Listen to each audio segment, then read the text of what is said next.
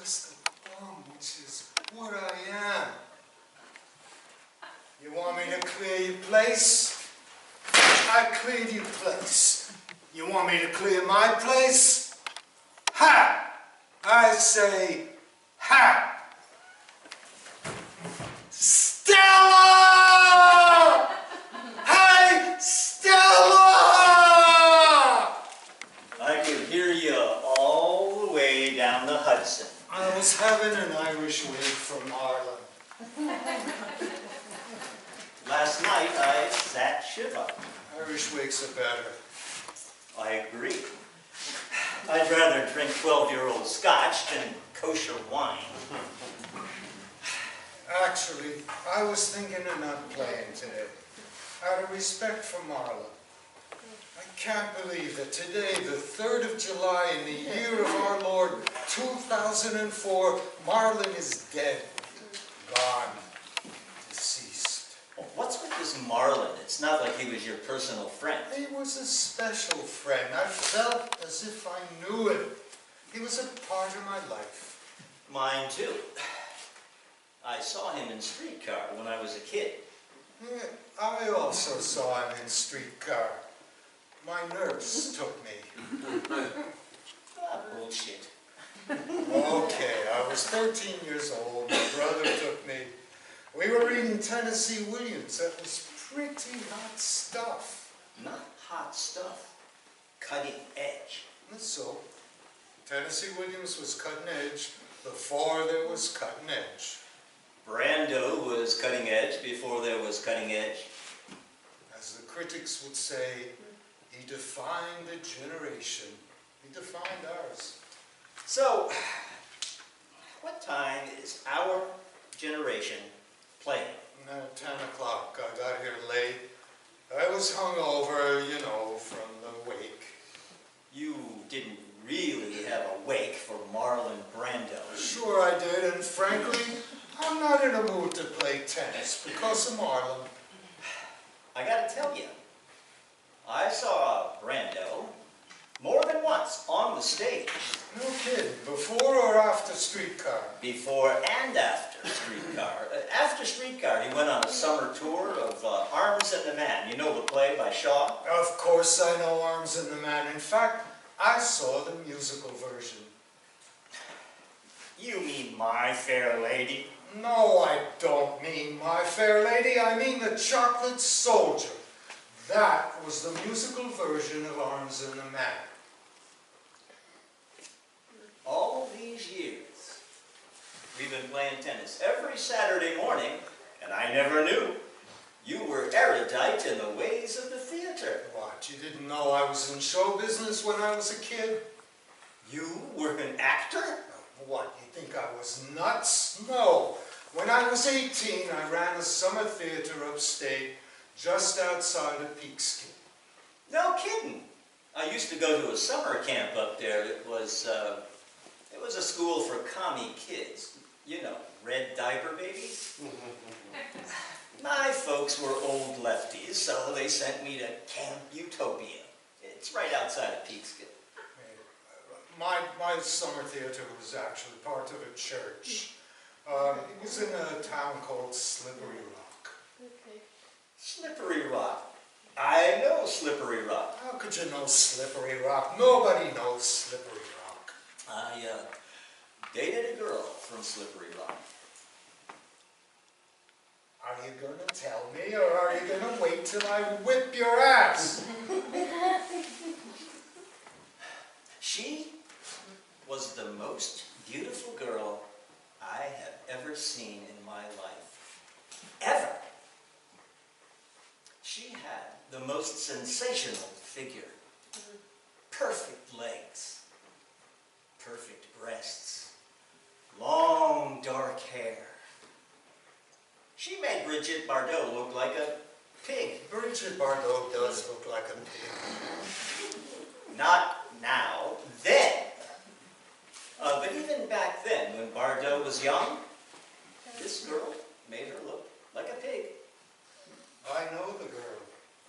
How can you know the girl? How many beautiful girls do you think there were in Slippery Rock? if you knew her, then you had to know her name. Of course I know her name. This was a long time ago, 50 years, maybe more. I not only know her name... Okay, wise guy. What was her name? Kathleen. Kathleen Campbell. Holy shit. Yeah, Kathleen Campbell. You knew Kathleen Campbell? I knew her. I loved her. As only a 18-year-old Roman Catholic virgin could love the most beautiful girl in the whole wide world. Of course, the whole wide world wasn't very wide in those days. I also loved her. Did you take her out? Yeah, in a manner of speaking. What's a manner of speaking? Well, I mean, she was no ordinary girl. Of course not. She was a great Irish beauty. Can you see up there where the George Washington Bridge is? There's a bit of mist, but yeah, I can see it. I'm not blind yet. And the lighthouse underneath. It looks like it's almost under the bridge. Well, that's where I took Kathleen on our first date. Yeah, that's the kind of thing she would have liked. We read to each other from On the Road. I never took her out, but we did talk about Catcher in the Rye. You don't woo a girl with Salinger. You want something muscular. So she thought you were muscular, artistic, exotic? Yeah, all three. Well, that was before I decided to become a dentist. Did you take her out again? Her folks didn't want her going out with a hippy-dippy Jew boy. Hey, you had a lot going for you. Well, so how come you never took her out? I don't think I want to talk about that. It's kind of personal. What? Personal? It was 50 years ago. Yeah, but I have to do my stretching exercises. How can you be upset? You're jealous. Did you kiss her? None of your business. Did you... Did I stoop her? Nobody stooped Kathleen Campbell. Come on, she must be a grandmother by now. She had to get laid.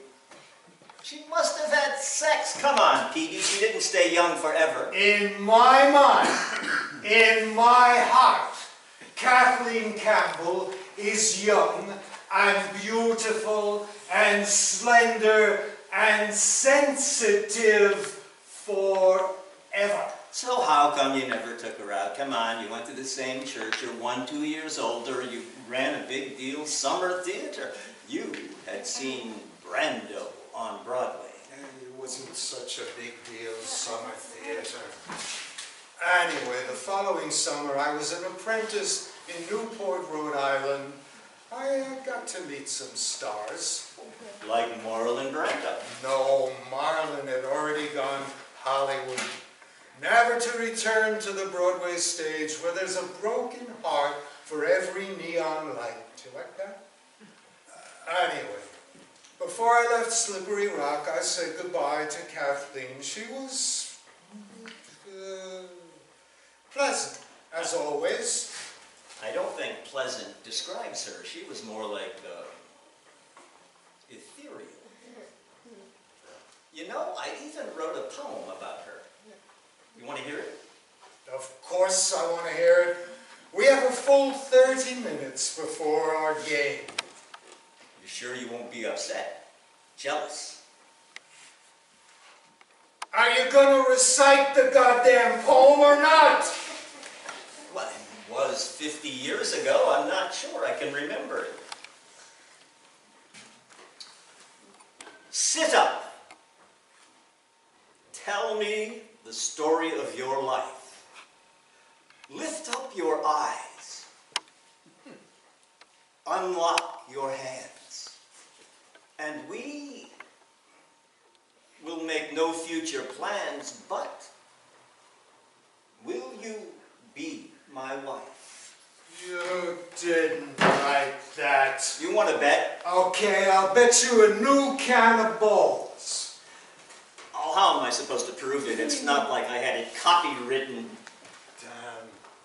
I can't believe we're talking about Kathleen Campbell. And just before a match. The tennis match is no big deal. Kathleen, she was a big deal. So tell me, what happened when you were going to Newport? I said goodbye to Kathleen. I wanted to hold her, kiss her. But all I said was, I'll call you from Newport. I'm going back to New York after summer stock. And she said, why don't you come up here for a weekend? I couldn't believe what I heard. So I said, sure, I'll call you from Newport. Well, I finished the last show that Saturday night, called her, and she said, take the first train up from Grand Central. It leaves at 6 o'clock Sunday morning. Yeah. Go on, don't stop now. I can't believe I'm telling you this. Why not? I'm your friend. It's a tennis friendship. It's more like a rivalry than a friendship. Yeah. So anyway, you leave Newport at 10 o'clock Saturday night and... I take the midnight train to Grand Central. 6 hours later, I'm on the train to Fishkill. I find a taxi to Slippery Rock in the Campbell residence. So there I am with my gym bag in my hand, and I go bounding up the stairs of her house. Yeah. We were always bounding in those days. Continue, please. I knock on her door, I wait. Finally, I hear the patter of little feet. Mice.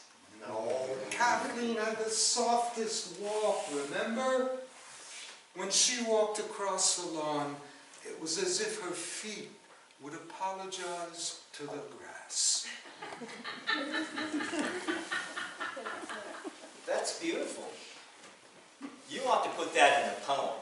Anyway, she comes to the door, and she looks at me like I'm a process server.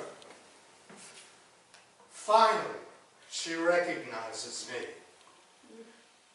which didn't make me enthusiastic. You told me to come up today. As if I had to remind her what she'd said the night before. And she says, gee, I'm sorry, but my boyfriend is here. So I say, why didn't you tell me that last night? And she says, when you called, we just had a fight. You know, maybe she wasn't sensitive. Maybe she was just a flake.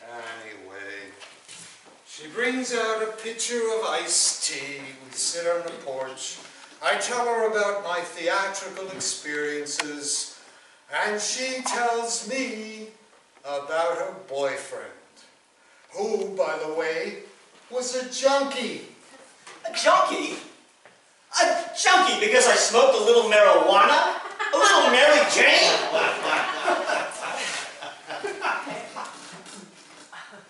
Okay, so I'll meet you over by the gate.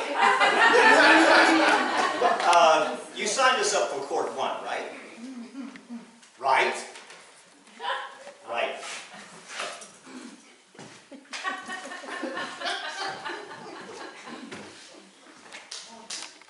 It should have been me, Charlie.